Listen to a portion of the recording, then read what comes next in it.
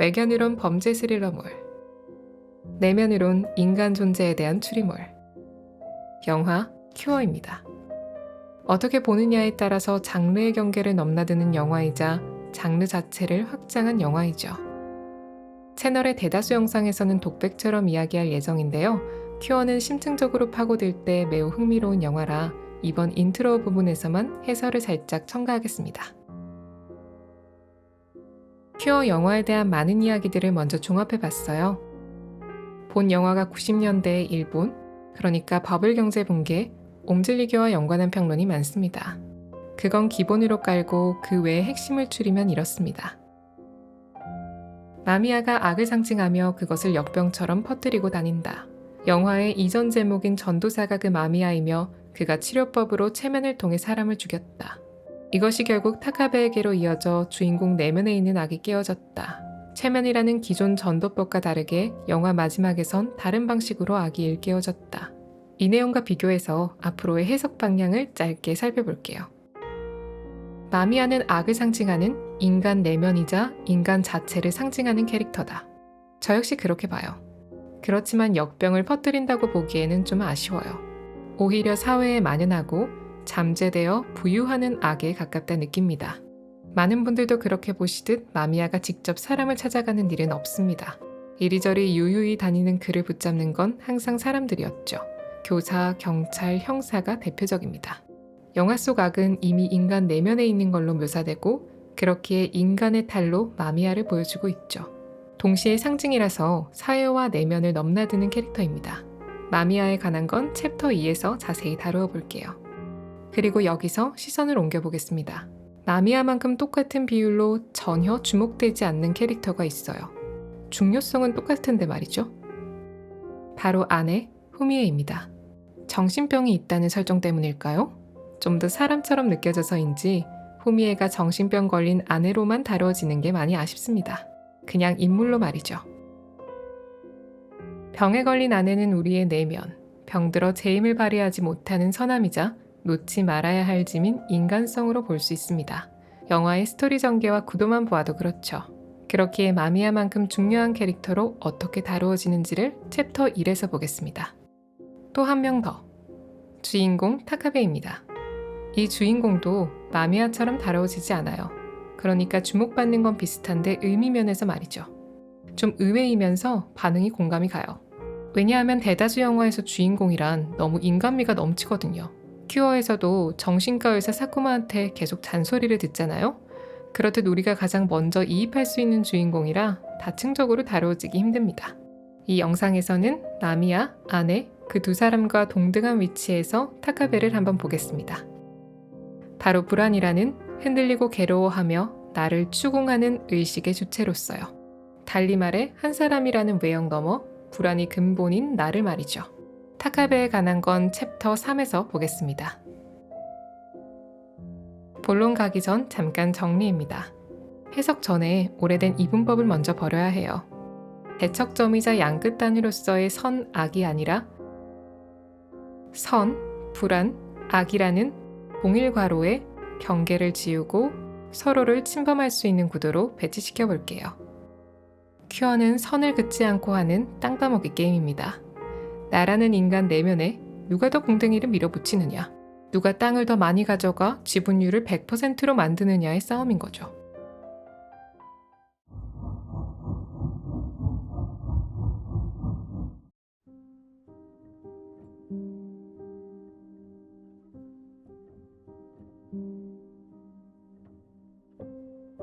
영화의 첫 장면은 호미의 모습으로 시작한다. 그만큼 중요성이 부각되지만 맨 처음이라 간과되는 장면이다. 이 장면을 깊게 보기 위해선 중간 장면을 먼저 보는 게 좋다. 겉으로 보았을 때 호미에는 주인공이 사랑하는 존재이자 동시에 짐이다. 병을 앓고 있고 평생 돌봐야 하는 사람이다. 놓고 싶지만 결코 놓을 수 없고 끊으면 홀가분함이 아닌 죄책감에 시달릴 짐. 이를 사람의 인간성이자 선이라는 내면으로 바꾸어 보자. 인간성. 선이란 내가 삶을 살아가면서 지켜내야 하는 마음이다. 사회 규범 때문이든 나라는 사람을 위해서든 내가 책임지고 지켜야 하는 게 인간성. 하지만 힘들다. 본래 하고 싶은 대로 막 사는 것보다 기율을 지키고 착한 마음을 유지하는 게 더 힘든 법이다. 피곤한 사회에서 그걸 지키고 살아야 한다는 전제는 시작부터 이미 리스크가 크다. 그래서 병들어 있다. 내 인간성은 이리저리 방황한다. 가야 할 길은 불보듯 뻔한데 어쩐지 방황은 잦다. 길을 알면서도 때때로 방황하는 우리 인간성 모습 그대로다. 가야 할 길을 원래 알고 있었다는 사실은 매우 중요하다. 이제 첫 장면을 살펴보자. 후미에는 병동에서 푸른 수염이라는 책을 읽고 있다.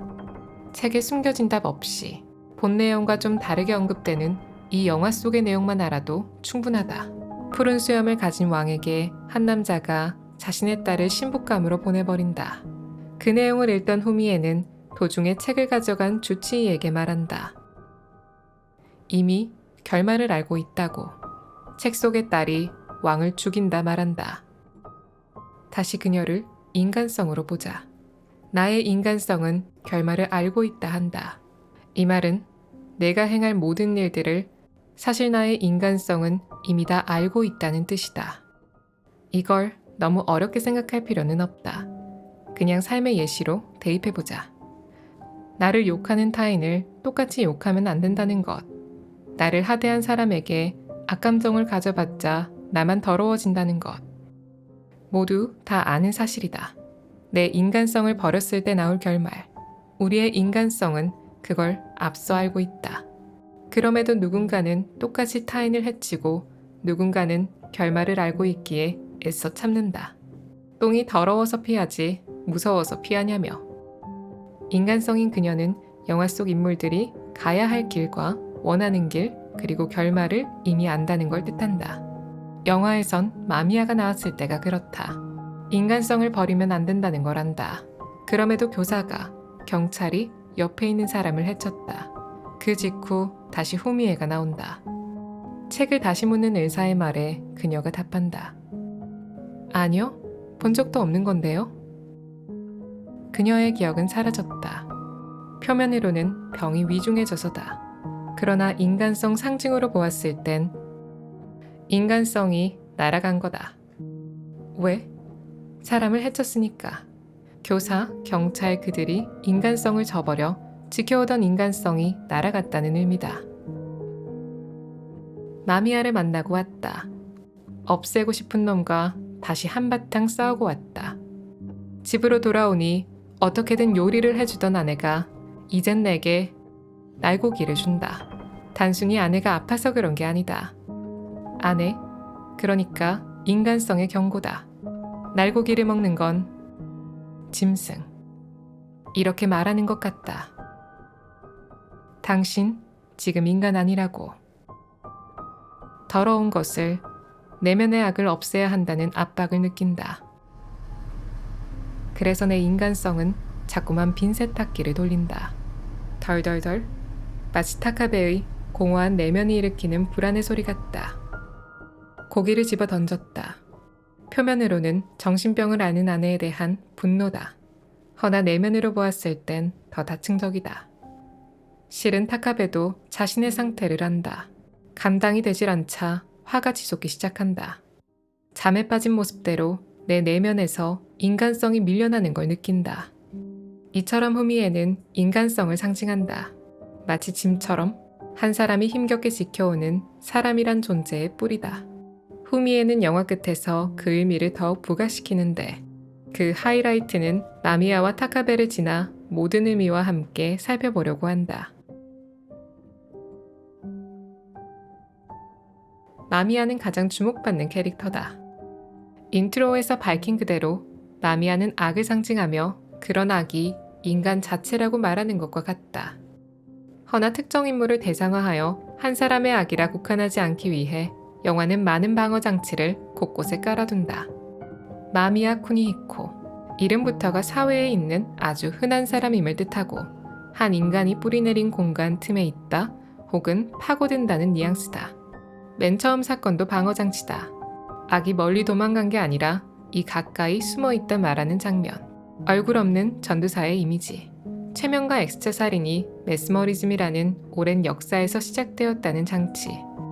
이 녀석을 알기 위해선 불꽃을 피워대는 우리 내면을 살펴봐야 한다는 책의 경고. 또 마미아가 자신에 대해 말하지 않고 질문을 던진다는 점도 그렇다.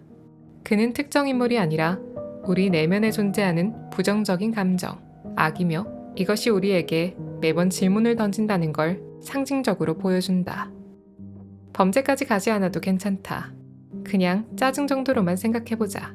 다른 사람과의 다툼에서 짜증을 느낄 때, 혹은 더 많은 업무를 부담해 억울하다고 느낄 때, 그 부정적인 감정은 항상 이런 질문으로 시작된다. 나한테 왜? 내가 왜 이런 일을?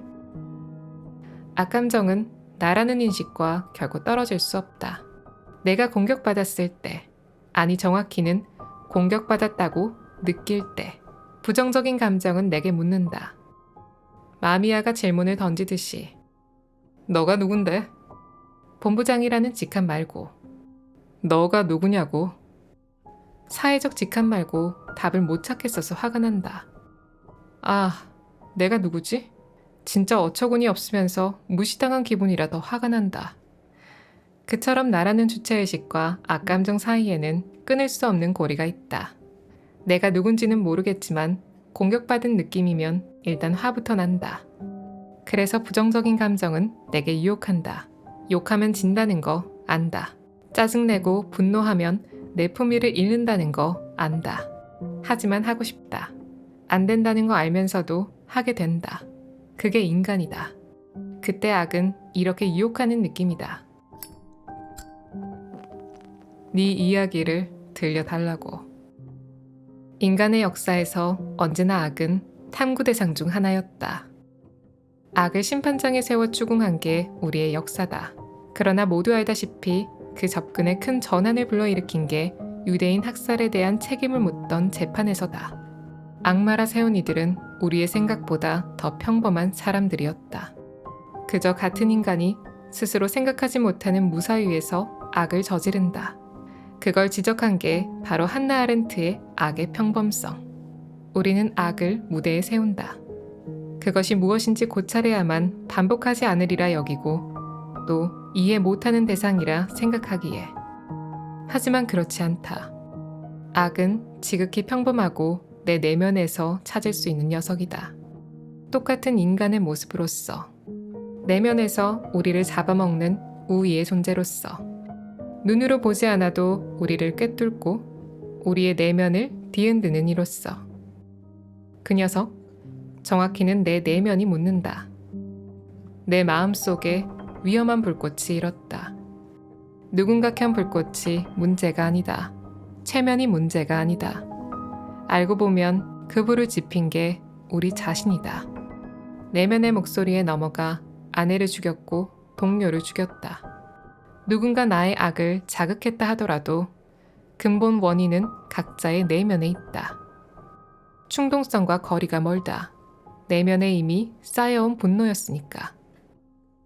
분노, 미움, 증오, 악. 이런 유혹적인 목소리는 누군가에게 화가 날 때 우리가 그 감정 자체를 성찰하기 어렵게 만든다. 내면에 불꽃을 피운 타카베에게는 검고 축축한 비로 감정에 대한 성찰을 훅 꺼버린다. 감정을 뒤돌아볼 이유는 없다는 양 불을 꺼트려 빛을 없앤다. 악감정은 불꽃처럼 피워지며 그 끝에선 검은 비로 물드는 것이다. 나의 내면의 악을 정면으로 응시했다. 내가 점차 악에 스며들어 파고든다. 그래서 악은 탈출한다. 타카베의 내면에 억압되어 있던 악이 결국 놓아졌다. 하지만 이건 의도적이다. 나의 선함, 인간성은 이미 알고 있었으니까. 부정적인 감정에 휘말릴 때 우리는 그 마음이 어떤 결말을 낳을지 알고 있다. 그래서 악은 내 내면에서 비웃는다. 사실 마미아도 후미에도 매번 이걸 지적한다. 하지만 다른 점이 있다. 내 인간성은 무리하지 말라고 서글프게 말하지만 이 못된 녀석은 내 자아를 부추긴다. 너는 특별하다고. 너는.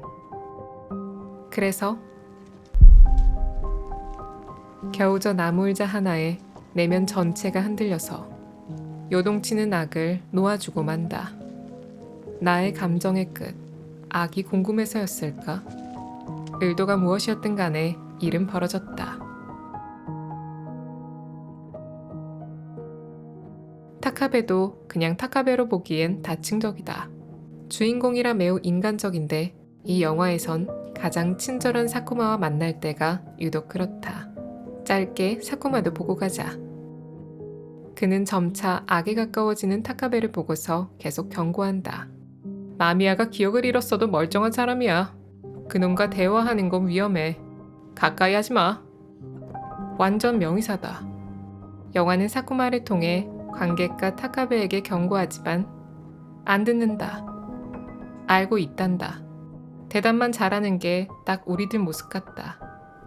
심지어 마미야는 용의자가 아닌 참고인, 즉 참고해야 하는 이라고 친절히 알려주는데도 잔말 말고 하란다. 사건의 본질을 보기 위해선 전체를 봐야 하는데 타카베는 마미야만 쫓는다. 악만 쫓아 그것을 도려내겠다. 치료란 이름 하에 없애겠다 하는 게 우리 사회의 모습 그대로다. 문제는 영화를 보는 우리도 자주 실수한다는 점이다. 하지만 영화 속 타카베가 그저 인물로 보이지 않는 순간이 있다. 사쿠마가 악의 기원을 조사했을 때다. 달리 말해 체면의 기원을 조사하다 자신의 내면 깊숙이 있는 악과 대면했을 때 혼란을 느끼는 사쿠마에게 다가오는 사람은 타카베다. 그가 다가갈수록 사쿠마는 긴장하며 뒷걸음질 친다. 타카베는 형사다. 영화 속 형사의 일은 의심하고 묻고 추궁하고 긴장을 유지하는 역. 무엇을 했는지, 어떤 의도로 했는지, 그곳에 있었는지. 잠시 우리 내면으로 가정해보자. 어떤 한 사람 때문에 짜증이 나 있는 상태다. 그때 우리는 스스로와 대화를 시도한다. 내가 너무 과하게 생각했나? 내일 그냥 이렇게 얘기할까? 근데 어제 그건 뭐였지? 나를 추궁하고 상황을 의심하는 이는 모두의 내면에 있다. 그 사람이 바로 타카베다. 동시에 불안이기도 하다. 불안은 질문을 낳고 질문은 불안을 낳는다. 계속 흔들림을 상정한다. 삶에서 무언가를 쫓으며 불안을 놓지 못하는 게 우리의 모습이다. 그래서 타카베는 휴가를 꿈꾼다. 이번 일만 끝나면 휴가를 가자고. 이번엔 진짜 휴가를 갈 거라고. 하지만 못 간다. 왜? 인생에서 판단이란 내 인간성과 부정적 감정의 싸움이란 내 불안이란 결코 끝날 수 없기 때문이다. 이번 일 끝나고 놀러 가자. 단순한 클리셰로 볼 수 없다. 오히려 삶에 휴가란 없다는 우위에 가깝다. 내면의 안정을 찾기란 그토록 힘들다. 후미에 타카베 마미야. 인간성 불안 악이라는 경계 없는 상징은 다음의 장소와도 연결된다.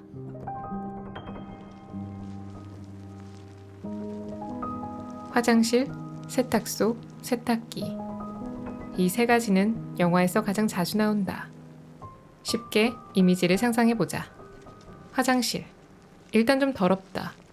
근데 비워내려면 필요하다. 세탁소. 더러워진 옷을 왠지 깨끗하게 빨아줄 것 같다. 세탁기. 세탁소랑 똑같다. 그냥 좀 작을 뿐. 세 가지는 비슷한 결을 공유한다. 오염되었던 게 모이고 씻겨 나가는 것. 세탁기는 좀 더 명확하다. 덜덜 떨린다. 집이라는 가장 개인적인 공간에 있다. 악과 깨끗함이 모였다가 불안으로 나타나는 곳. 인간성, 불안, 악. 경계가 희미한 공간. 우리의 내면. 홀로 분노에 차 중얼중얼 불안하던 사람이 아무렇지 않게 웃는 곳. 옷이라는 내 몸에 걸치는 사회성을 되찾는 곳이자 악과 인간성이 혼재된 곳에서 내면의 불안을 보는 곳. 그래서 텅 비어있다. 인간성과 악이 뒤섞이자 내가 어떤 사람인지 모르겠다. 자꾸만 덜덜 불안해진다.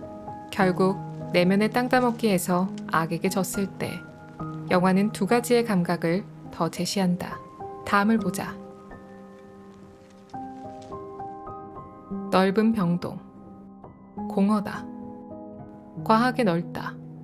현실 모든 병동이 이만하다는 건 말이 안 된다. 이건 영화이므로 이미지다. 공허. 텅 비어있다. 내 아내를 죽였으니까. 악을 피워 아내를 죽였으니 공허하다. 그래서 마미아는 말한다. 안에 있던 것들이 밖으로 나가자 나 자신은 텅 빈 것 같다고. 잠시 또 상상해보자. 나를 피곤하게 만드는 사람에게 화를 냈을 때, 욕을 했든 무언가 감정을 쏟아냈든 그 끝에 드는 느낌을 떠올려보자. 상황에 따라 다르겠지만 보통은 공허다. 어처구니 없는 심정도 밀려든다. 내가 그깟 일에 왜 그랬을까? 그 감정이 이 이미지와 똑같다. 그냥 텅 빈 감각. 내가 이해되지 않는 감각. 그래서 마미아가 등장할 때 더러운 것과 그것이 씻겨나가는 것을 상징하는 화장실, 세탁소 등이 함께 나온다. 혼재되어 있는 장소이자 악이 밖으로 표출된다는 걸 보여주는 장소다. 이곳도 일반적인 화장실치고 많이 넓다. 공허라는 이미지다. 더러운 것을 내보낸 뒤에 오는 감각. 그래서 영화는 후반부로 갈수록 이 공허에 홀가분함이라는 착각을 더 씌운다. 홀가분하다는 건 화장실, 세탁소, 세탁기 이 세 가지와 아주 어색하지도 않다. 악을 도려냈다는 생각에 타카베는 홀가분함을 느낀다. 음식을 다 남겼던 사람이 마지막엔 호식까지 달란다. 물론 착각이다. 인간이 느끼는 착각. 내가 분노를 쏟아냈을 때 그래, 참지 않고 잘했다 생각하는 착각. 누구나 다 한 번쯤 느껴보는 감각이다. 시간이 지나 그때의 내가 어린애였고 멍청했다는 걸 깨닫기 전까지의 감각. 악을 도려냈다는 건 착각이기에 영화는 그런 타카베를 비웃는다. 다시 칼을 들었다. 사회는 반복되리란 걸 경고한다. 그래서 마지막 장면도 공허다. 홀가분함은 당신의 착각이라고. 악감정 뒤에는 공허만이 남는다고. 이 마지막 장면은 다시 X자를 보고 넘어가도록 하자. 영화 속 인물들은 큐어라는 이름하에 나 자신을 보호하고자 사람을 죽이는 일이 잦다. 치료라 생각한 일이 악을 밖으로 쏟아낸 것이었고, 결국 큐어의 다른 의미 중 하나로서 악은 계속 보존된다. 악을 도려내 저 멀리 버릴 순 없다. 내면에 부유하고 잠재되어 있어 불꽃만 피워 올리면 밖으로 콸콸 쏟아진다. 나를 위해. 내가 누구인지 정확히 알진 못하지만 아무튼 특별한 나를 위해. 무시당하지 않기 위해, 나를 보호하기 위해 했던 일들이 타인을 해쳐 사회를 이렇게 만들었다. 굳이 특정한 배경을 짚자면 인간의 불안을 파고든 옴즐리교가 그렇다. 하지만 불안을 파고든 집단을 그렇게 딱 하나로만 단정할 순 없다. 매 시대 매 순간 이름만 바꾸어 탄생한다. 그런 집단이 만들어지는 근본 원인은 인간의 내면 불안에 있으므로. 답습되는 구조 속에서 내면의 악은 이렇게 말한다. X라고. 굳이 숨겨진 답이 있을 거라 생각하지 않아도 괜찮다. 그냥 쉽게 생각해도 충분하다. 퀴즈에서 X를 드는 순간은 틀렸을 때, 아니라고 말할 때, 더 넓고 깔끔하게는 부정. X는 부정이다. 아니라는 이야기다. 나는 중요하기에 불안 속에서 우리는 다른 사람을 향해 이렇게 말한다. 너를 부정한다고. 나는 너가 싫다고. 타카베처럼 표식이 왜 계속되는지에만 집중하면 그대로 답습이다. 그는 손짓을 미스터리하다 느끼며 계속해서 이유를 묻는다. 하지만 부정에 이유는 없다. 그냥 싫은 거다. 될 수 있는 이유란 웬만해서 변명에 불과하다. 영화는 범죄 스릴러물의 탈을 쓰고서 우리가 이런 모습이지 않냐며 유연하게 가지고 논다.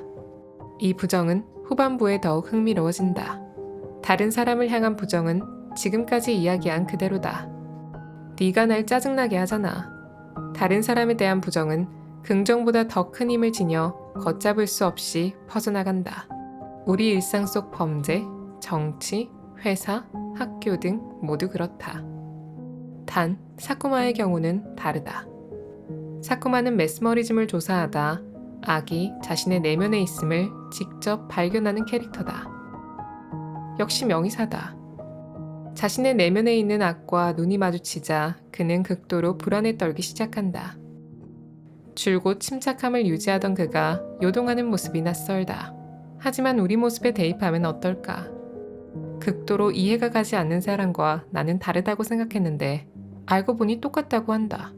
나는 저 사람과 다르다고 경계를 나누고 싶은데 경계가 없단다. 아주 작은 다툼에서도 그런 이야기를 들으면 화부터 나는데 영화에서는 악을 대상으로 그런 이야기를 한다.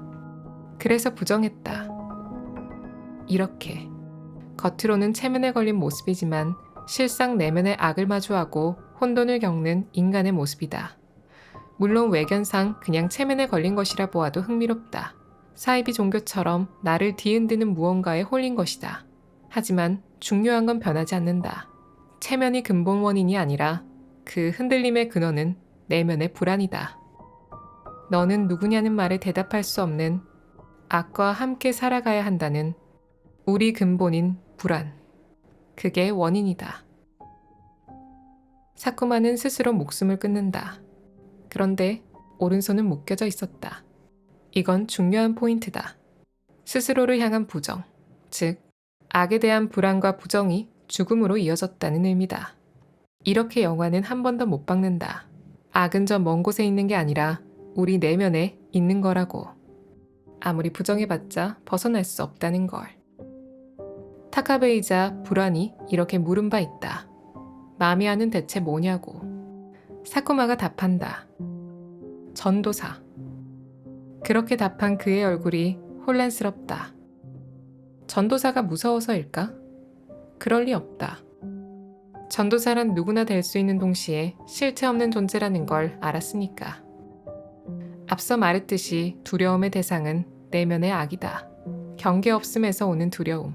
나와 다르다 생각하니까 내 내면에 있다고 한다. 지극히 평범하고 지극히 익숙해서 두렵다. 탈경계 혹은 무경계. 그 공포가 그를, 우리를 압도한다. 어쩌면 사쿠마처럼 내 속의 악을 믿고 싶지 않아서 우리는 전도사란 존재를 원했던 게 아니었을까? 이 영화가 드러내는 가장 날카로운 지적이다.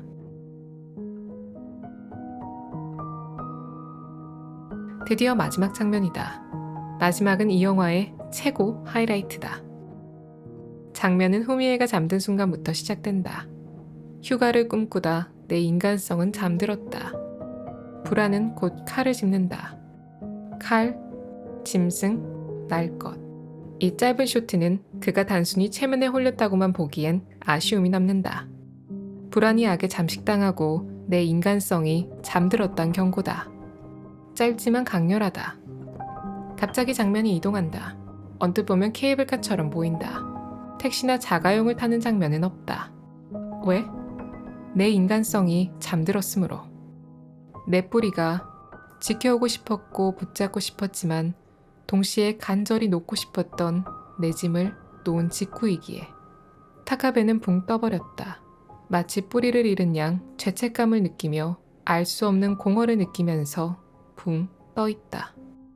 영화라는 상징적 이미지 속에서 타카베는 굳은 얼굴을 한다. 오키나와에 가지 않는다 말하는 타카베에게 후미에는 알고 있다는 얼굴로 고개를 끄덕인다. 병들었던 내 인간성은 이제 병동이라는 곳에 아주 입원한다. 멀리 보낸다. 내 안에 내 인간성과의 작별이다. 부부라는 상징 그대로 가까이 두어야 한다는 걸 안다. 스스로도 말이 안 된다는 걸 알지만 그는 알맹이 없는 말을 남긴다. 일을 마치면 다시 데리러 오겠다고. 어쩌면 되찾을 수 있을 거라 착각했을지도 모른다. 아주 잠시 악이 날뛰는 걸 놓아주자. 그놈을 떼어낸 후 다시 내 인간성을 아내를 찾으러 오자. 하지만 주인공은 안다. 내가 나의 인간성을 놓는 순간 결코 되돌아갈 수 없다는 걸. 그래서 환자보다 더 아파 보인다 말하는 명의사에게 타카베는 복잡하고 허탈한 얼굴을 보인다. 진단대로 자신의 미래가 병들었다는 걸 이미 알기 때문이다. 세탁소에 들렸다. 내 찢은 옷을 깨끗하게 빨아진 걸 되찾으러 왔다. 근데 없다고 한다. 큰일이다. 인간성을 버리고 오니 내가 입어야 하는 사회성, 옷이 없다고 한다. 남들에게 보여지던 내 모습이 벗겨져 간다. 있는 그대로 날 것의 모습으로 사람을 마주봐야 한다. 나는 누구일까? 점차 불안감이 엄습한다. 시대 배경의 국한에서는 버블 경제 붕괴를 겪은 일본인의 초상화다. 믿었던 사회지기가 무너지고 사람들은 나라는 익숙하면서도 알 수 없는 대상과 대면했다. 하지만 더 넓게 보면 그냥 모든 시대를 망라하는 인간의 초상이다. 지금 우리 모습도 크게 다를 바 없다.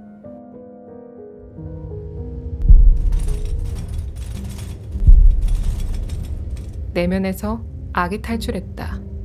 황량하고 버려진 곳처럼 보이는 깊은 내면에 아주 넓고 또 공허한 공간에 그가 있다. 마미야가 밖을 향했을 때 타카베는 차 안에서 유리에 서린 김을 지우고 밖을 내다본다. 안개 속 잠들어 있던 무언가가 밖을 내다보기 시작했다는 신호다. 내면에 도달하자 나 자신을 비추는 거울이 보인다. 흐릿한 불안을 걷어냈다. 그러자 악이 나온다. 얼굴 없는, 특정할 수 없는 모두의 내면에 있는 악이 나왔다. 그가 쓰게 웃는다. 알고 있기 때문이다. 끝에 이르렀다는 걸. 황폐한 내부로 걸어가자 그놈이 나왔다. 내가 버리고 싶었던 놈. 악이 내게 묻는다. 나를 왜 놓아준 거지? 충동적이다, 우발적이다. 이런 말들이 얼마나 황당한 말인지를 단숨에 짚는 날카로운 물음이다. 모든 분노는 우발적이지 않다. 이미 내면에 쌓아오던 걸, 그걸 놓으면 안 된다 스스로 알면서 인간성을 놓고 직접 악을 내놓는 거다. 달리 말해 죄가 성립되는 지점이다. 그게 인간이다. 죄를 짓는 인간. 타카베처럼. 다른 사람보다 많이 참고 살았다 생각하는 우리는 나라는 특별한 사람이 손해봤다고 느끼며 분노한다. 그래서